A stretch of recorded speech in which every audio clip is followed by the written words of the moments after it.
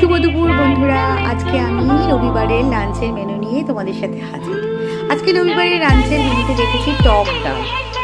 এখন তো টক ডাল সবার প্রিয় এই গরমে। আর গরম গরম ভাত আছে, দেখতেই পাচ্ছ। আছে কিন্তু সাজাতে পারিনি, অনেকটাই দেরি হয়ে গেছে।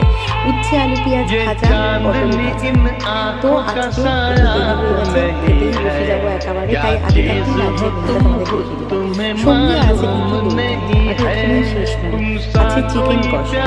আর শেষ পাতে আজকে কিন্তু আর আমের চাটনি রাখিনি। কেন রাখিনি জানো? যেহেতু আজকে শেষ পাতে একটু মিষ্টি দই আছে।